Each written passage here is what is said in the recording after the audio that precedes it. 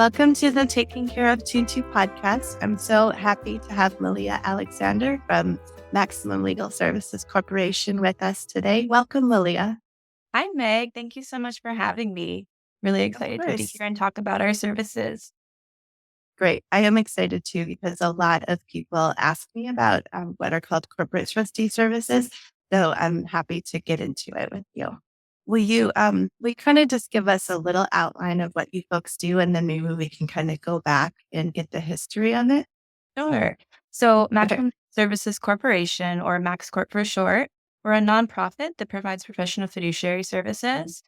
So we do that by serving in the role as trustee for trust, personal representative for estates, conservator guardian for incapacitated adults, and we also serve as agent under durable private attorneys and agent under advanced healthcare directives as well.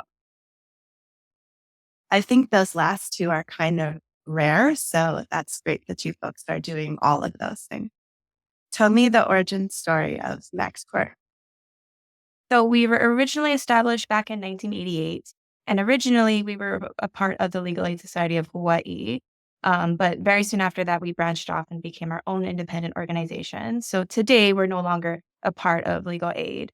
And originally, the services that were provided were more around disability rights. But since then, we've adapted, and the services that we provide today, again, are serving as a professional fiduciary. But along with that, we're unique in that we also provide legal services and social services as well. Tell me more about that. Sure. So on staff, we have licensed attorneys. These attorneys practice in probate court. So usually for these cases where we're serving in a fiduciary role, there's some aspect of probate going on, whether or not we have an open probate, we're serving as PR, or maybe there is a trust that has legal issues that requires court intervention, or if we're serving as a guardian or conservator for incapacitated adult, that is usually in the probate court. So because our attorneys are licensed, and that's their practice area, they're also able to provide those services in-house for clients. Whereas, in other situations, maybe you'd have to hire outside counsel to do those services. And then also on staff, we have licensed social workers. So usually for our clients who are, we're serving as conservator guardian for, or maybe we're serving as trustee for them. Sometimes, they need some of those social services, whether it's because they're incapacitated and they need assistance with care placement, or maybe they have, some disabilities that, they need assistance with public benefits. Or other times, maybe, they're a beneficiary of a special needs trust, and they need more assistance with those types of things. We really try to tailor the services to the needs of the client. So some of them might need a lot more hands-on services. We're in touch with them throughout the week, and we're providing everything from assistance to transportation to appointments, applying for benefits, coordinating medical appointments. Other times we're more maintenance, just checking in on them maybe once a month, once a quarter to make sure they're doing okay. Usually those situations, there might be other family that's involved to help take care of them. It kind of just depends on the person's circumstances. I think it's such a great sort of setup that you have because obviously a lot of times when someone is naming a corporate trustee, it's because if they have children, it's because their children are not able to serve. And oftentimes that is because the child has either some kind of disability or substance abuse issue or something that's, preventing them from serving as trustee. So I think they kind of go hand in hand. Naming a corporate trustee is often because there's some special needs going on with the beneficiary. Right. And in those situations, it's so important that the person who's doing the job understands all of, the rules that you have to abide by in order to make sure that you're getting to take advantage of all of those benefits you are trying to incorporate when you were drafting the trust. Let's go back to the example that you gave where MaxCorp would be serving as the successor trustee for someone who has lost capacity. So maybe they have dementia. So MaxCorp would be looking into the situation and seeing what they need, paying their monthly bills. And then if that person is requiring placement, meaning they have to leave their home and go live someplace else, then MaxCorp can help look at those options.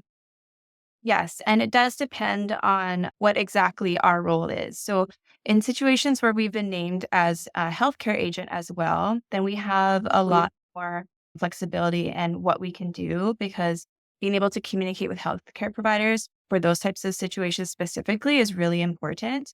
So best case scenario, either we're serving as agent or there's a close relative that is really involved and we can, have that communication with healthcare providers, then we can make sure that we're getting them, into care placement quickly, efficiently, and we're getting them, whatever is appropriate for their situation. What does your internal process look like? Do you meet with the beneficiary, or how do you determine what has to happen next or what the person's needs are? So it's always different how the case comes to us. Sometimes people inform us right away. And if we have them in the system, it makes things much easier. And by in the system, I mean, they met with us beforehand. They sent us their estate planning documents. They gave us some basic information, contacts of beneficiaries and, people that were important to them. We have some basic financial information for them. And those situations are, usually smoother. So we know who to contact to get a death certificate. We know where things are located. Other times, if people don't tell us ahead of time that they've named us and we get a call and they're like, hey, you're named, this person passed away, and we have no record of them, we have no estate planning Oh, documents. And then we have to go on this hunt to get, to get the documents, to get basic, information for that person.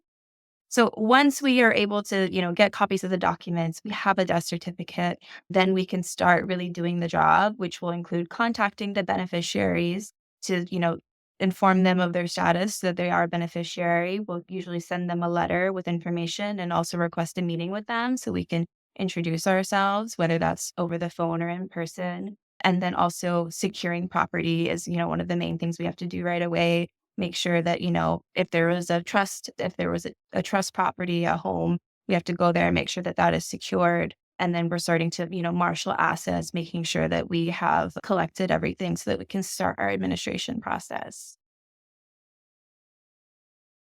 any final thoughts on what you would want people to know about MaxCorp? I have to say, I was looking at your website and I just really admired how like comprehensive and holistic your services are. And I think that we try to do You. that as well. We want to provide comprehensive, holistic services. And something that I always tell people when we do our intake is that, as much information as they're comfortable providing to us it makes our jobs much more easier. So if you've named Yes. your documents, please, please, please call us, let us know that you've done that, send us your documents. And then if you're comfortable sending us information, please do, because if we have to step in if something happens to you, it just makes it much more efficient for us to do so.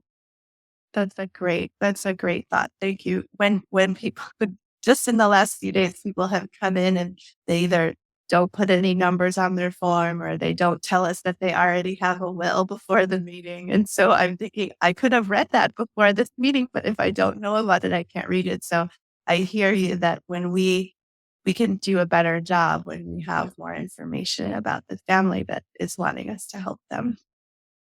So I think one key point is to have people reach out to you. It's better to reach out to you first while they're considering you as trustee and not just put your name in the paper and hope for the best. Yeah, I agree. Okay. I hear you because we're not always sure when we're going to lose capacity. And it happens here all the time where people have time. Maybe they came in 3 years ago, maybe they came in 2 years ago. And then all of a sudden they're like, we need to move forward now, but you haven't done it in a week. And so it really is like helpful for you folks too. If you already have their estate plan on file, if you already have the contact information for people and some sense of what you're working with in terms of assets, you can get started much more smoothly than if you're starting, like you said, cold, trying to find a copy of the trust, trying to find people who know what's going on. Yeah. Yeah. And even for people, who aren't going to name us, my advice would be to not put off doing these documents.